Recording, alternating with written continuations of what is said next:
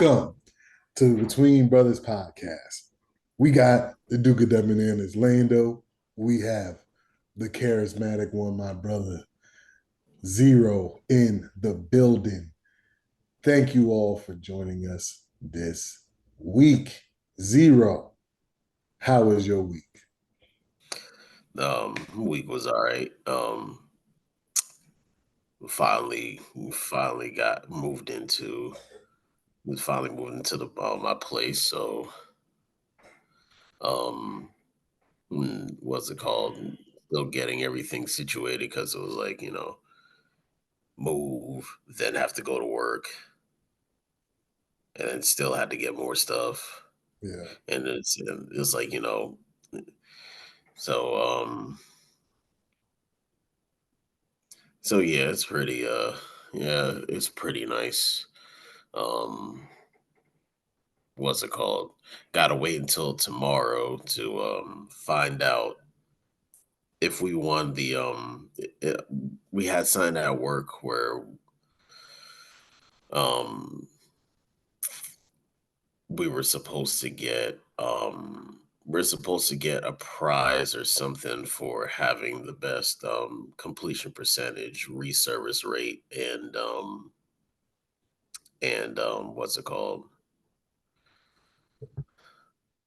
Service per hour. So it's like, let's see what happens, because the last I heard, mine was almost at my service per hour was almost at a three, and I think I had maybe six people cancel on me the entire month. So it's like, so it's on the up and up for real. But yeah, other than that, that's been my week. Sounds productive. Sounds productive. Um, I just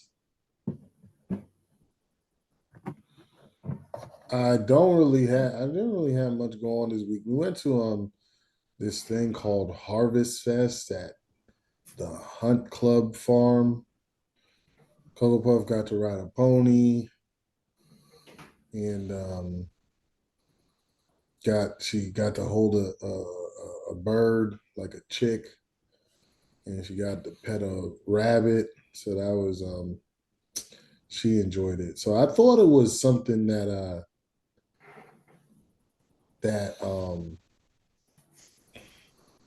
it was just like a one time deal, but apparently it's for like the whole fall.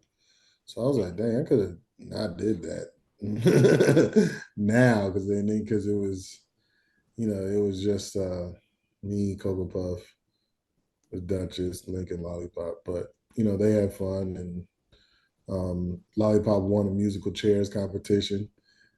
So my family tends to dominate that game. Well, there's always one of us who wins, so I appreciate it. But yeah, that was pretty much it this week. But yeah, let's get into some of these topics. Not had don't have much this week, so I was feeling myself. I was like, playoff predictions, all that stuff, and I picked the Cardinals. And on my chart, I had them 2-2 at this point. They're 1-3 because they found a way to give up 42 points to the Redskins. I mean, to the Commanders. And you were like, I got Minnesota. I'm like, you tripping. And that team found a way to be 4-0. And I'm like, there's nothing like talent wise outside of Justin Jefferson. There's nothing really good about them. That coaching staff and that front office needs to win whatever of the year it is. Executive of the year, front office of the year, coach of the year, coaching staff of the year. Because what that job has been done by Minnesota, and shout to you. I know you just kind of threw it out there as like a wild guess, but that is the most beautiful wild guess in podcast history, in our podcast history. The only The only thing I would say competes with it was when I said the Warriors going to make the finals. That's the only thing that competes with it. So, um, so far, the first 4 weeks of the season, review the season. How are your predictions looking? What are, well, the first thing, we're going to discuss three things. First of all, how your predictions are looking, if you can remember that far back. It's been about a month. Second, what's one thing that's a massive surprise to you?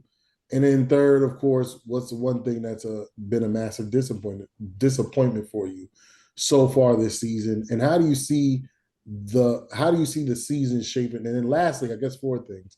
How do you see the season shaping up when we get to the halfway point of the season? Do you see any teams that are due to regress, things of that nature, due to advance? Let's go ahead and start um, with how your predictions look. We Um, already addressed the elephant in the room. Zero Damas. Zero Stradamus. yeah, the Minnesota one is looking good. The Yeah. Jacksonville one is looking terrible. Oh no. You see, Miami is not looking good. You had them making the playoffs or winning the Yeah, division. winning the division. Mm. Um,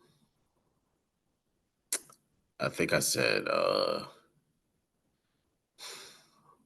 Cleveland. I'm surprised Cleveland is as bad as they are. I didn't think there was going to be that much of a drop off from Um, 11 wins to they look like they can't win football games. yeah, San Francisco is Well, they're what, 3-1 I think or so. 2-2? 3-1, Um, 3-1. so what's it called? I think the Green Bay. I think I had Green Bay winning that Winning the division. division, yeah. Yeah, but yeah, Green Bay winning the division. Um, I think I picked Tampa Bay. Yeah, I think I picked Tampa Bay. Um, and I think I picked the Eagles for the That East. division is so bad. Who knows? Yeah, so predictions wise, it was like my biggest the well my wildest prediction is undefeated Yeah. and my homer division is winless. So I mean, but I did say I wouldn't be surprised if they started slow anyway, Yeah. because the start of the season was 3 games on the road. So I thought they would get at least one, but I didn't think it was going to be this bad. Yeah. When it comes to um, Minnesota, again, on paper, they didn't look like much of a team, and their schedule looked highly difficult outside of the Giants game. And they managed to beat San Francisco. The only thing when it comes to the Packers, if Jordan Love was healthy, that game probably goes different. But you can't control that. So they beat the Packers, and who was the other team that they beat?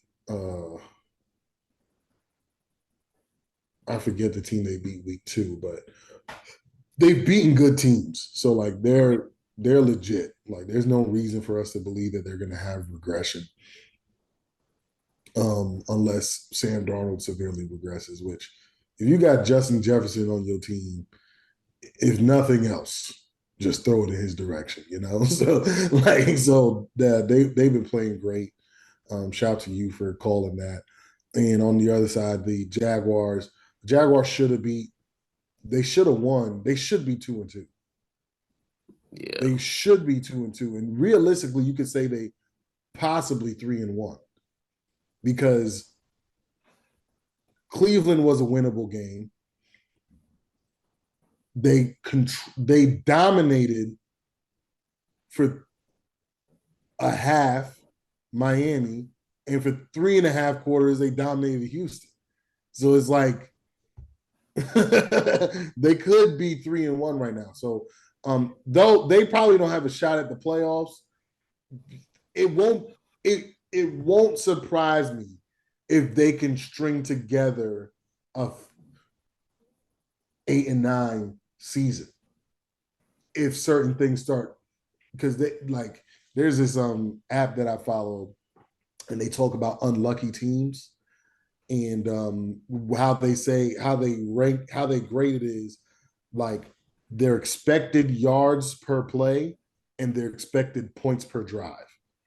And the Jaguars are very low in both of those because of miscues and penalties and a multitude of other things. So they're a very unlucky team, and then tends to start turning around in certain points of the season, generally midway through the season. Um, so who knows? We'll see. We'll see how that goes. But as far as I'm concerned, the predictions, Jaden Daniels, offensive rookie of the year, I'm pretty solid on that. Josh Allen, though he lost and he played average against the Ravens, I don't think that game was enough. Well, no, I think he probably played below average. Um, I don't think I don't think that game was enough to be like Josh Allen shouldn't be the front runner for MVP still. Um, they ran into a buzzsaw on the road. But so I think I'm pretty safe with that pick because 3 out of 4 games he played like the best player in football.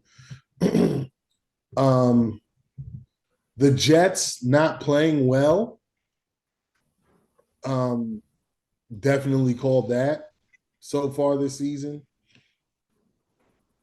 So definitely feeling good about those predictions. Like I already started off saying, because because Arizona is 1 game behind where I expected them to be, and the way that they lost in the game that put them 1 game behind, I'm not feeling very confident that they're going to put together 8 more wins in the next, what, how is it? 12 more, 14, 12. That was week 4. So 14 more weeks. I don't know if they're going to be able to put that together. Um, so there's that. Minnesota having the worst record, I put money on that. That they actually suspended that bet. They just already taken my money. They said it's not possible at this point. But I did have Tennessee as worst record in football, which I hope Will Levis comes back so that can stay alive. and I also had New England as worst record in football, and they've been holding pretty solid with that. So yeah, and that's really it. So when it comes to surprises, what is something that surprised you outside of the Vikings? Because we already established that being a big surprise. What has been a different surprise for you that's happened so far this NFL season? Um, Josh Allen. Yeah, he's been a big because questions were like, how is he gonna perform? He doesn't have The receivers, yeah. you don't have the receivers. It was like, how is he? It was like, how is he gonna perform in this without having the guy that you could that essentially folks are saying the reason why he was as good as he is because of Diggs. And then Diggs is gone, Gabe Davis is gone, and he's just playing. Yeah, he's playing great despite the loss. Despite the loss, it's like he was. Yeah, he was playing great up until that point. It was like Mm, no, I don't think anybody would have thought that they would have been they're in the position that they're in at 3-1 at this point in the season.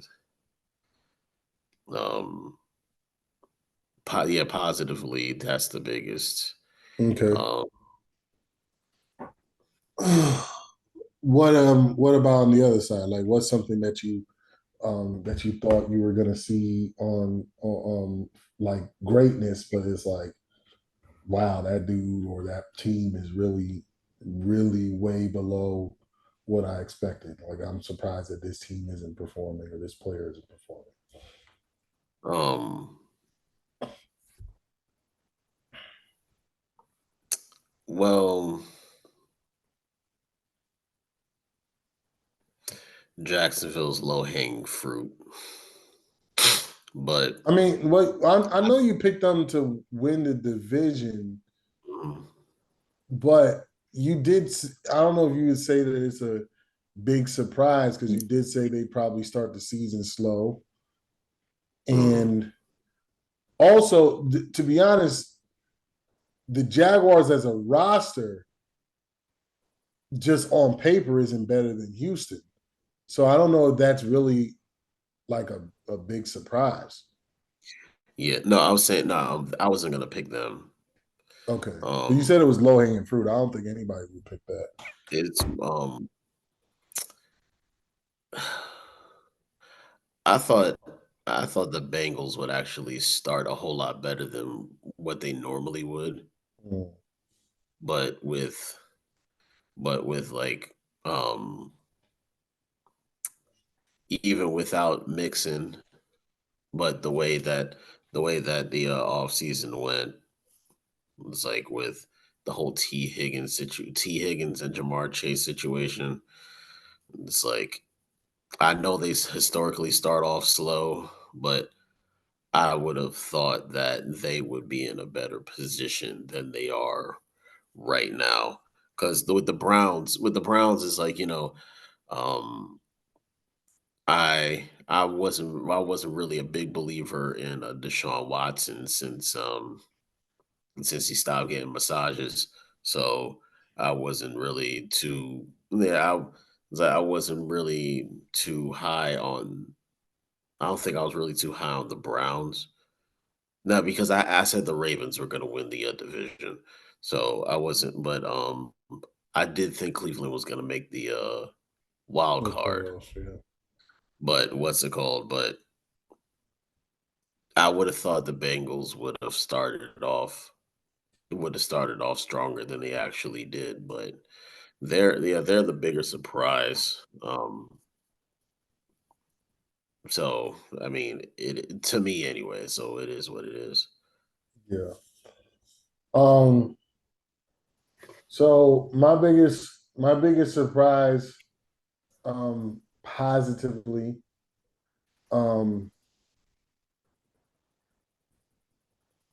I don't even want to say this. I really don't. Baker Mayfield, man. I thought once you paid him, you couldn't trust him. And so far this year, he seems trustworthy. And it's disgusting. It's making me sick to my stomach. Because I've called him mediocre Mayfield. Now, not saying, like, to be honest, I didn't think he'd be in the league still because he was a knucklehead. You know what I'm saying? He was a knucklehead and he played bad football. That's usually, maybe because he got the complexion for the protection is why he's still in the league. But like, and of course you've mentioned it before. He's the number one.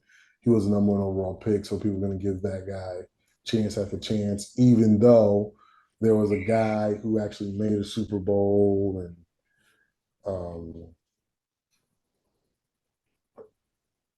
won an MVP and still didn't get as many chances. But we're not going to go into that.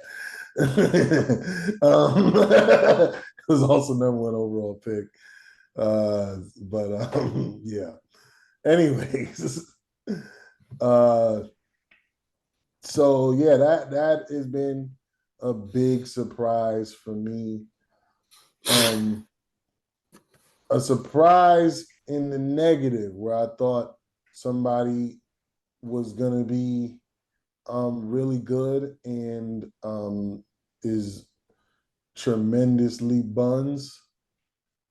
Uh, I would say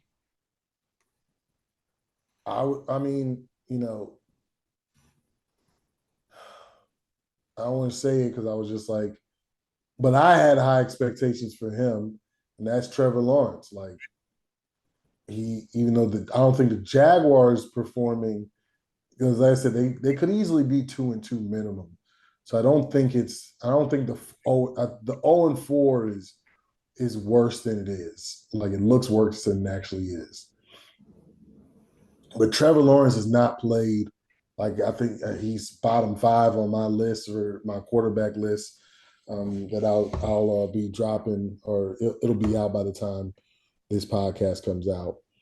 Um, but yeah, like I was like even if the Jaguars were bad, I expected him to still play good, and because he got enough weapons, but I'm wondering if missing Evan Ingram has been an issue. Brian Thomas Jr. has actually been kind of the like I've bet him to get over his longest reception yards. All 4 weeks, I'm 3-1, so he's getting those deep targets or big. He's making plays over 20, 30 yards on a regular basis. But yeah, so that's been the guy I thought was gonna really take it to the next level, being healthy and everything like that. And he seems like he's regressed even more than he has last year. So Yeah, it's like he hasn't. so He's only what thrown was one that? We did interception. It's say that like again?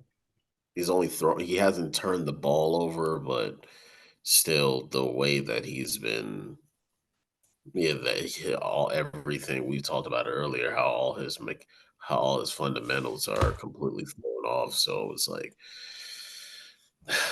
I get it completely. He's had, according to Pro Football Focus, he's had turnover ready or turnover worthy plays, like several. Yeah, yeah. So yeah, so it's he's kind of lucky that he doesn't have any turnovers, but um so yeah, that's what I'm saying is just like what I've seen, I didn't expect to see this kind of regression from him.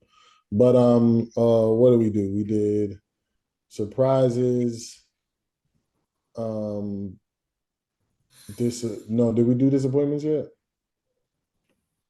Um, what am I missing? There was three surprises, disappointments.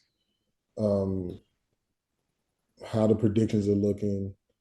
Oh, and so what do you see what do you see happening moving forward?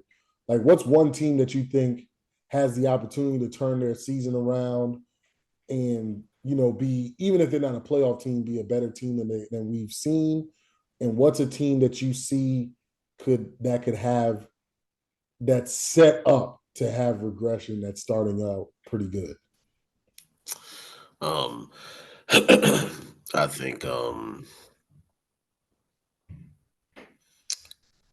I'm still gonna have faith in my team.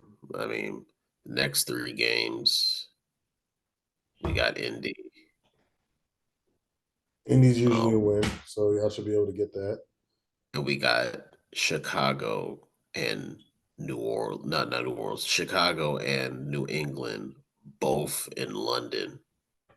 Okay, so those are virtually two home games. Actually, you're virtually having three home games, Yeah. and Uh, New England. Y'all should beat New England and Indy at least. yeah. But y'all could go 3-0 if I feel like y'all need a bye week though. Yeah, and that's what sucks because I believe our bye week Like I would is like this if y'all were heading into a bye week this week and then coming out of the bye week like that. we don't get a bye week until week 12. Yeah, y'all got a late bye week. Yeah. Yeah, because we got Green Bay, then at Philly, then Minnesota, then at Detroit, and then the bye week. I'm gonna bet y'all against Minnesota. I don't care what the spread is. Yeah, but Jacksonville, I feel like they'll get there. They need a win to get themselves together, even though Doug Peterson's still gonna be gone because there was a report today. Um this guy named Jordan Schultz asked players in the I've locker heard. room. Yeah. He asked players in the locker room for the last 2 weeks how was the locker room, and he said basically Doug Peterson has lost the locker room. Ooh, so those games are turning from winnable games to 50-50 games. hmm So I think if they lose to, If I they think if lose they, to Andy, he's done. yeah, They might not fire him that weekend, but he's done as a coach.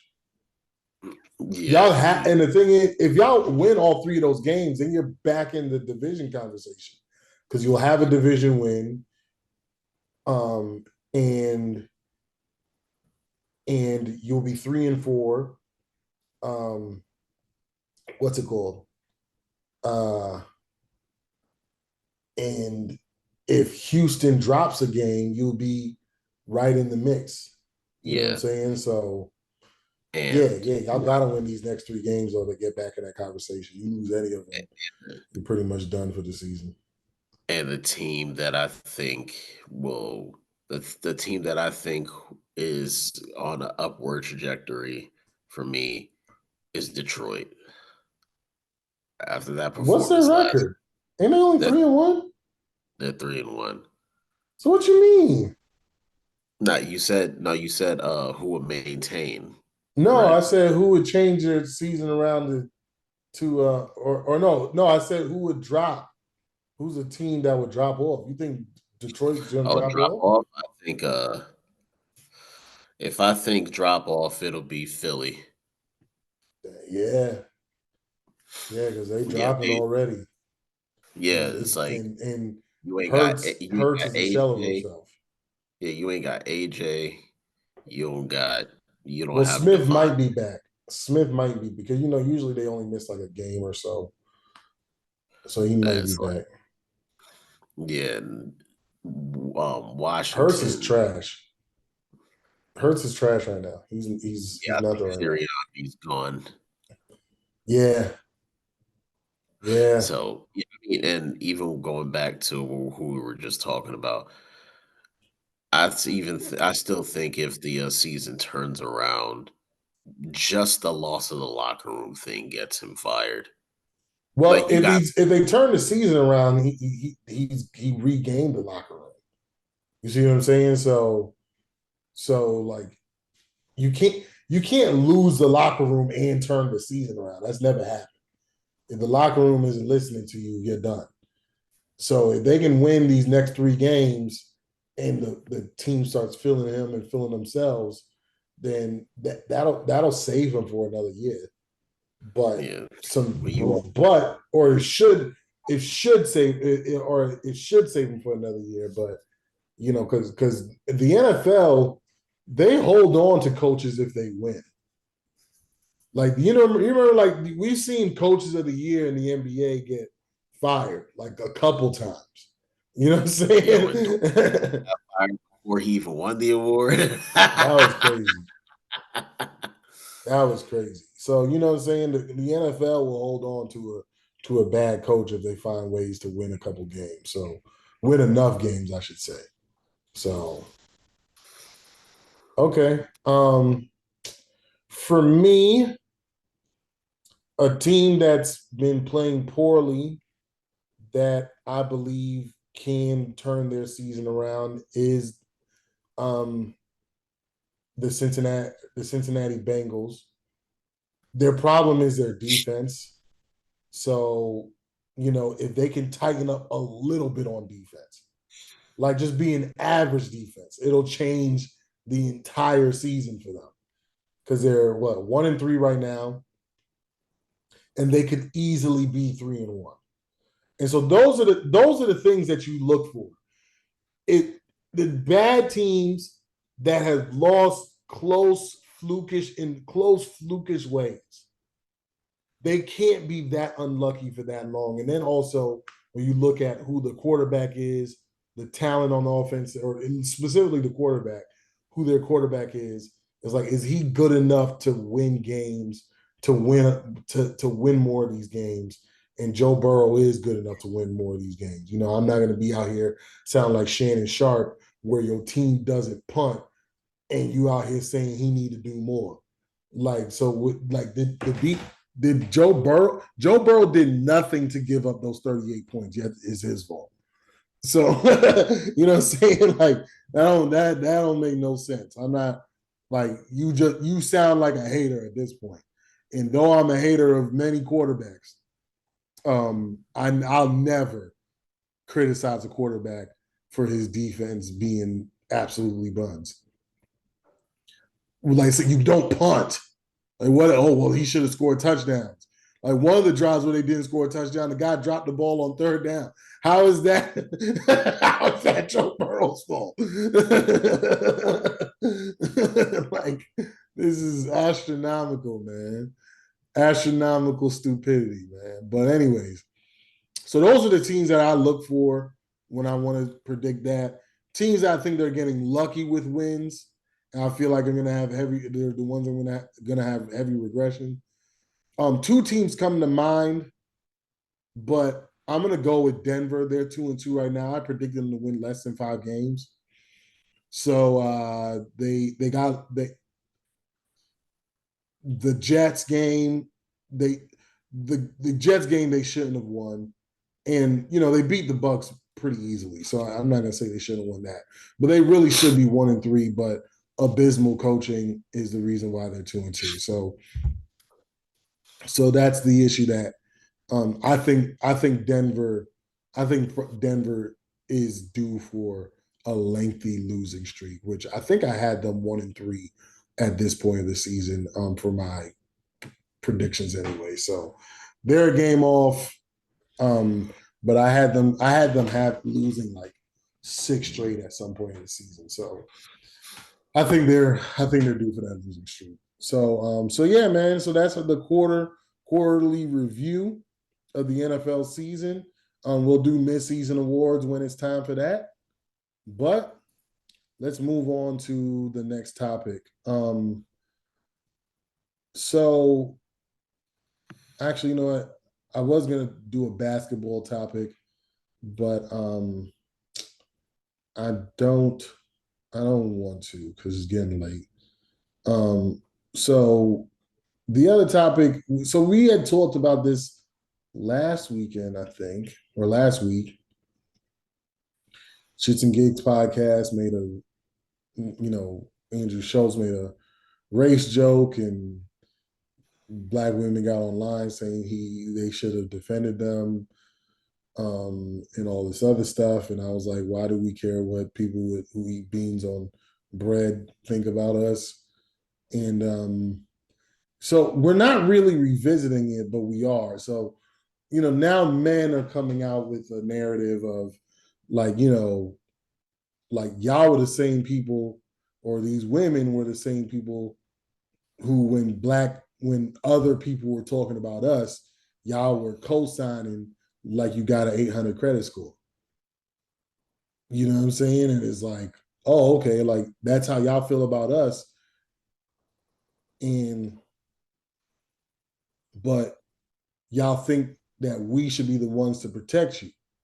And it's one of those things where it's unfortunate because it's like, all right, if you think that these Caucasian men are your protectors, then go to them for protection.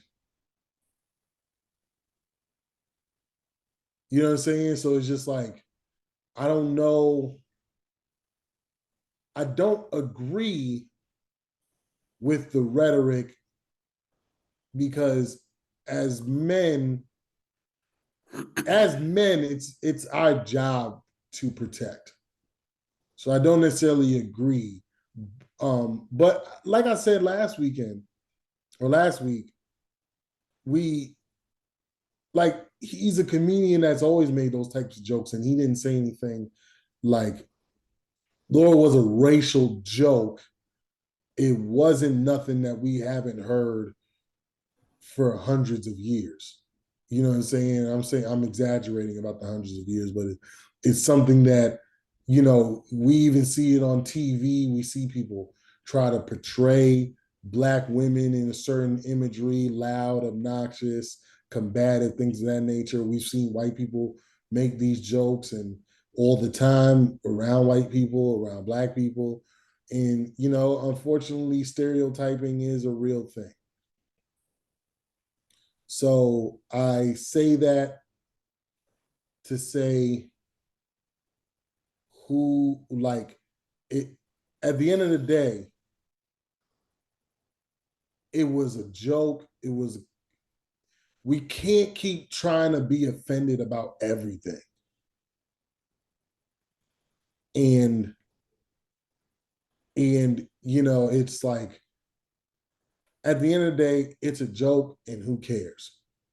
Like if you don't feel that the joke described you as a person, as a woman, get over it. Yeah, you And can't be go the ahead. advocate for everything. Like you can't be the like. There's just certain things like because I agree, but like you said, at the end of the day, it's a joke. But at the same time, it, it's like you can't. Yeah, everything like it seems like it's today that everybody is offended by everything, and it starts to become a detriment at this point where like I understand I understand to at a in a sense where what when we discussed it.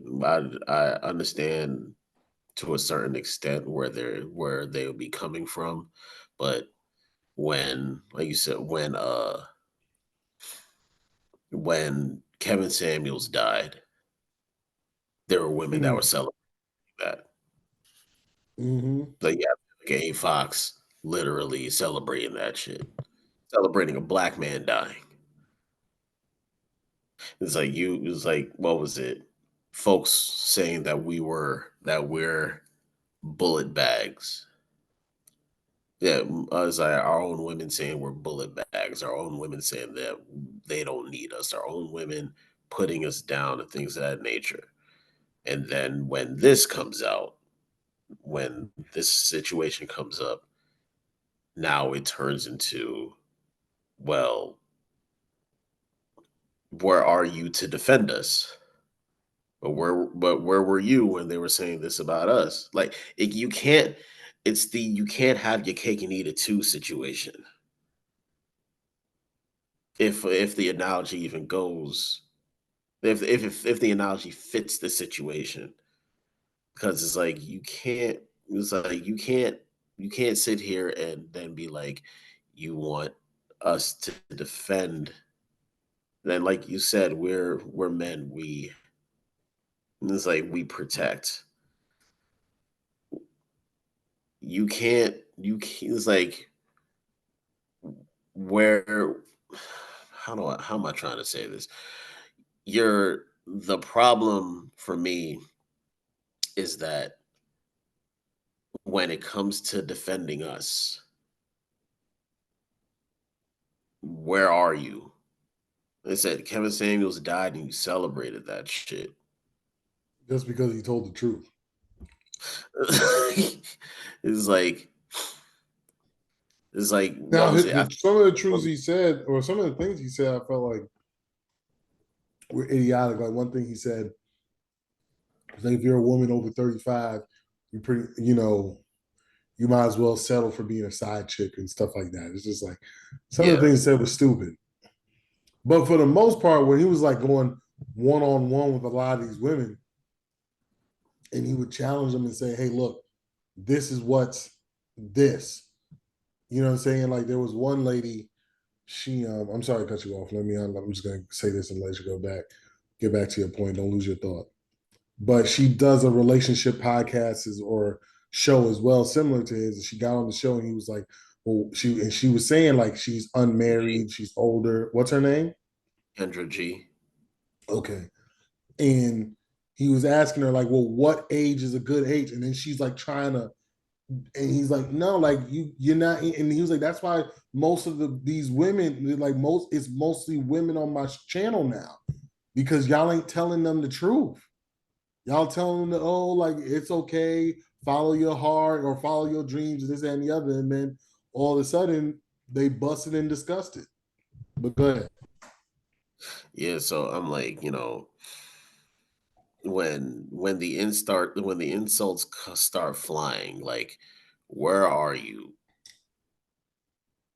Because it's like, when when we got this, because it may because when we already got to walk into the world and have to deal with folks that fucking hate us anyway. And it's like we got to go to war the moment we walk out of that freaking door. Then to hear that the women to hear that the women, yeah, that black women would agree with the bullet bag thing. And when what was it? I think it was a black woman who said that, who played a white billionaire, saying that, like, what's it called, marry you a white man, and everything will be, it's like everything will be, and what was it, when black women were in droves agreeing with that shit, not knowing that it was a woman who said it was a woman who said that, and it was like, and it didn't matter. Like, it's a problem, because if the script was flipped, it's Here's a about thing. hate. Here's the thing. Why, and I'm with you, but why what you said is off base. And what I mean by that, I'm not saying that you're wrong or incorrect. What I'm Mhm. saying is when you ask, well, where are black women? Other women aren't attacking us. You see what I'm saying? Mm. Like when you see these things in these forums and these comment threads, it ain't white women saying these black men ain't this. It's not Hispanic women saying these black men ain't this. It's not Asian women saying these black women ain't this. It's black women saying that. So that's where they are. They're essentially your enemy in most of these cases. So how can they protect you or protect us when they're the ones shooting at us?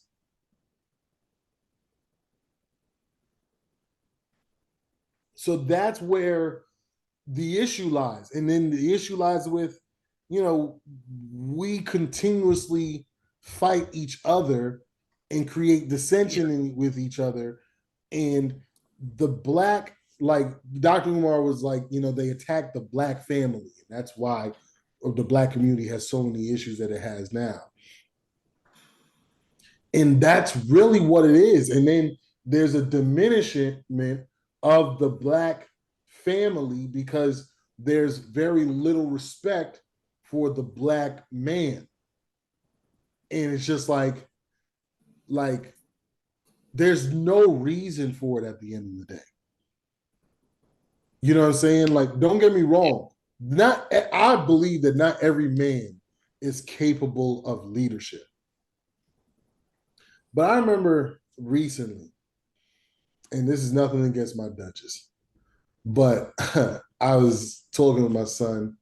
I asked him a question, and I said, "Hey," and I asked him, "Does he ever think that the things I say to him when I tell him to do something, and even though I'm direct and harsh sometimes, it's like, you know, and my daughter said the same thing, but my daughter said she didn't feel that way. He said he didn't feel that way. But I didn't ask my daughter this. I didn't ask Lottie about this. I asked Lynn. I said, why? Why don't you feel like? And he said, because every time I do what you say, everything works out well. So I jokingly text my wife that. And she goes, it's not that I don't listen, I just want input.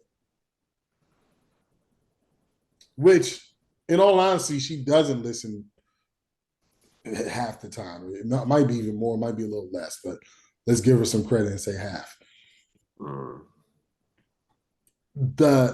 And so I had said to her, you know, we don't need your input. The only I'm gonna say exact. I said the only input we need is me putting this thing in you. I was joking about that. Of course, she can have input, but at the same time, if you trust the people who are leading you, why do you need input? And I think about, like, you know, I talk about God a lot on this podcast, probably more than, you know, people would want to hear sometimes. But I was thinking, like, this is afterwards. This is days after we had this conversation, and I was thinking about, and I was praying in the morning, and I was thinking about that, and I was like, you know, like we say we trust God and things of that nature. And sometimes we have like this feeling, it's overwhelming feeling that we should do something or we shouldn't do something, and we still do the opposite, right? And I believe that's God talking to us. So it's like, if you trusted God, who's all powerful, all knowing, all present, why do you think you need to give your input in what God's telling you to do? But God, shut up. Just do it's gonna work because he said so. Yeah. So like, you know, my Duchess, long time ago, she was like, you know, you're right like 95% of the time. And like she celebrates the times. She was like, you know, when I get you, I celebrate it.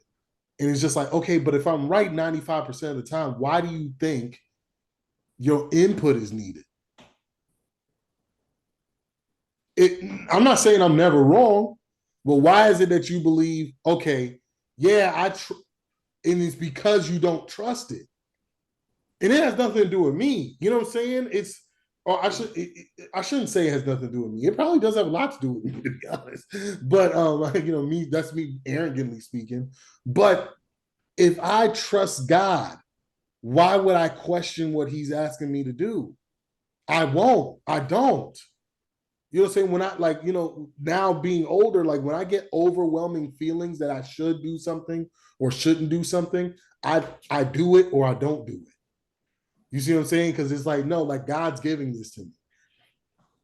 And so when it comes to the women a lot of times, and it even says it biblically, like that was one of Eve's punishments. Like she would want to be Adam's equal and never will be.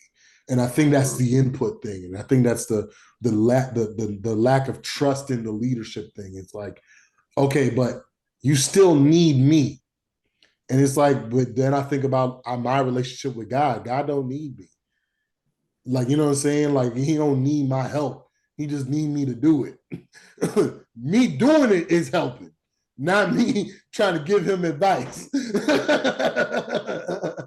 You know what I'm saying? So it's like, I think that that's an issue a lot when it comes to the Black relationship in general. I'm not saying that a lot of other races don't have these kind of issues, but you don't see it online. Like even some of the, I'm sorry? It's not at the forefront. Yeah, because like even if I go to like white Twitter, you know, like I look up white people on Twitter or white conversations, things of that nature, or white Facebook or whatever, like I don't see these white women saying white men ain't this, white men ain't that, white men ain't the other. You know what I'm saying? You only see that in the black conversations. And it's killing us. You know what I'm saying? Like it's killing us to the point where it's like, oh well, you might as well date outside the race and think now, like I said, personally, I don't really find, you know, women outside of black Hispanic very attractive. But not saying there aren't any attractive ones, because there are. Um, there's I've seen beautiful women of all shapes and sizes, and colors. But like it's like, oh, now I got to go outside this because this is what I'm seeing, this is what I'm experiencing, within my own community. I knew a young lady, she was a basketball player, she played college ball, and she said that her brothers date white girls because they see how she and her mother treat black men, and they don't want part of that. But they're gonna sit there and say, "Oh, it wasn't us. Oh, it's because white women are easier." These guys never even attempted to date because of what they seen their own family members do to men that look like them. You know what I'm saying? And that's what we're seeing constantly and constantly. And the beauty. I think there's beauty that we were raised by Caribbean people. You know what I'm saying? Like where there wasn't this dynamic of like as anybody who might be watching this podcast can see, Zero is lighter than me. We are same mother, same father. He's lighter than me. Of course, for the idiots who don't understand, that happens with black people sometimes. So, anyways, but we never had like a colorism in our family. You know what I'm saying? We never had those dissensions in the family because our parents didn't allow that, you know what I'm saying, or really didn't even, we never experienced that. Of course, we also lived in New York. So it's like, I never got made fun of my complexion, so I moved to the South. You know what I'm saying? So, like, not saying I didn't get made fun of, but nobody made fun of me for being black or being dark skinned. That never happened. So it was just like, saying we just never experienced that. And I think part of it is because we grew up without the curse of African Americanism, where there is a house Negro, field Negro, light skin, dark skin dissension, and now there's a went male to female dissension, and there's nothing but dissension within the black community, and nobody seems to want to unify it. Nobody seems to want to be like, hey, nobody's protecting us. At the end of the day, the white billionaire, he ain't hooking up with you. You see what I'm saying? It's like, oh, get you a white man, and all these things are gonna be right. And it's like, no, just get with the person that you trust to guide you and your family into prosperity. You know what I'm saying? And a lot of times you're walking right past that.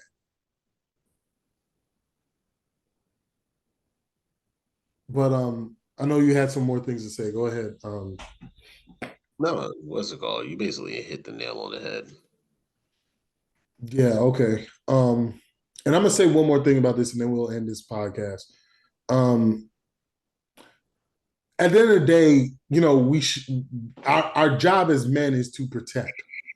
But also at the end of the day, if we they say all men are dogs, right? So if you had a pit bull, a guard dog that you beat down and insulted all the time, and an intruder breaks into the house, do you think that dog is going to jump to your defense? So you can't do that no more. Black people, stop doing it. Stop doing it to each other, man. Like we gotta start saying no, and gotta start giving grace. You know what I'm saying? Like, matter of fact, I'm gonna tell this story today. I wasn't gonna tell this story, but Not today. Yesterday it happened. And I went to my car for something. And I looked down the street. Zero, I'm just looking down the street. I'm not even looking at anything. I'm just staring down the street. So there's this black woman that's like walking up. And so I shut the door to my car, lock it, I'm walking away. And I hear somebody say, "Who the F are you looking at? What the F is you looking at?" So I didn't even think she was talking to me because I wasn't looking at nobody. So she gets closer and she says it again and says, "Yeah, I'm talking to you." And I was like, "Oh, I wasn't looking. I was just looking down the street." And she goes, "No, you was effing looking at me like what you want."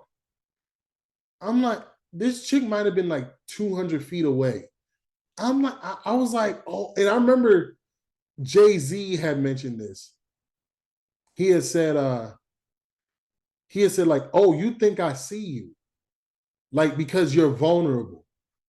Like there's something about you that you don't want people to see. You're experiencing some sort of pain and hurt and angst and anxiety and things of that nature. And you think that I see that. You think that because I don't even know what you're talking about." And I was like, "Miss, I don't know what you're going through, but I pray you have a better day." And I walked away. And it's just like, I'm trying not to be as confrontational as I normally am because I'm like, it doesn't serve me any good. It's what I'm saying, so there's some things I should just shut up about. But yeah, like I experienced that. I chose to give grace, and hopefully that woman had a good day. And if she didn't, unfortunately that was her fate for the day. Um, but it was sad, really. You know what I'm saying? And I might have spent 2 or 3 minutes thinking about like that. Should I have said something to her? Like, should I gave her the same energy? Because it's like, even if I was looking at you, what are you gonna do about it? You know what I'm saying? Like, what are you mad about? Like, what? How do you know I don't find you attractive? And and because she doesn't know if I'm married or not or anything like that. I might find you attractive and want to say something to you, like, but that's the energy that you brought for what? You know what I'm saying? So it's like, I don't know, but like I said, hopefully, whatever the devil had on her, it gets exercised from her. Um, but yeah, so um, yeah, that's it. That's it. That's all I got. Hold on. I lost the Z.